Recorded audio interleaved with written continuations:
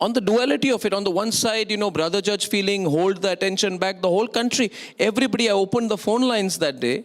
I remember I opened the phone lines that day, Agarwalji, and we asked people, and there was so much anger in this country against the judiciary. I don't think the judiciary understands it. The only thing is that people of this country don't want to mess around with the judiciary. So they give them a long rope, and there were people advising me, don't speak too much, they'll come after you. But the same judiciary goes and pontificates on everything else. We have Justice Chandrachud, who after retiring gives an interview to the BBC, the Boring Broadcasting Corporation, on everything from Article 370 to other things. Why should an Indian Supreme Court judge sit in front of the Boring Broadcasting Corporation and justify the decisions that are taken and transgress into areas that are beyond their own? I have your clip. I have your clip on that. May I play that, please? Can I play the clip where Mr. Salve speaks on that subject? Please, can I play that? Thank you. Do I have it?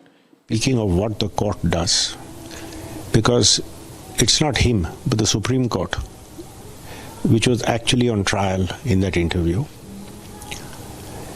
We always say judges should only speak through their judgments. Take the Article 370. The judgments gave reasons why it upheld. You bring this up in a private interview and your motives for the judgment are questioned. All sorts of aspersions were cast.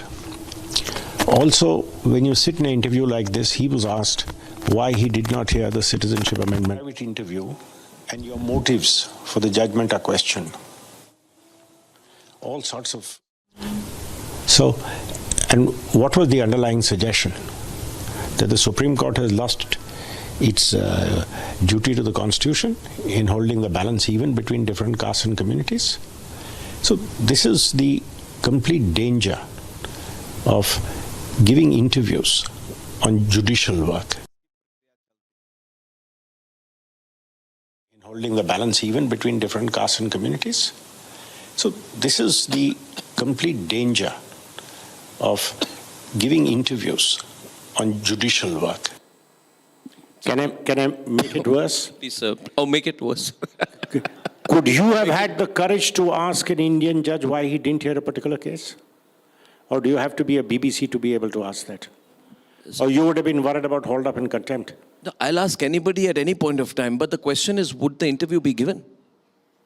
Would the interview be given? I would... To you, they'd be petrified. No, but to BBC, they'd be honored. Why?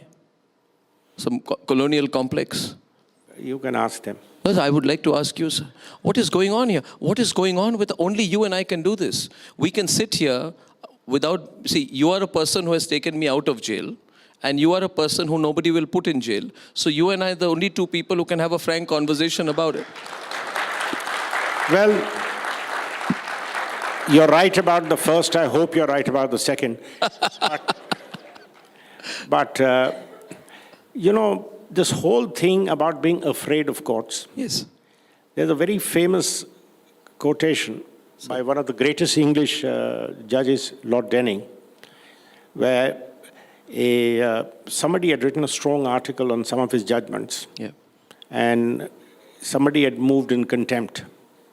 And he says the power of contempt is to protect the erosion of public faith in the institution. Yeah. Not to protect the dignity of a judge. Yeah. The dignity of a judge must rest on surer foundations. So the contempt power is not to protect a judge. The contempt power is to protect an institution. And if today the court has asked, why are you hearing a case A and not a case B? Yes. By an Indian journalist, I would welcome it. Right.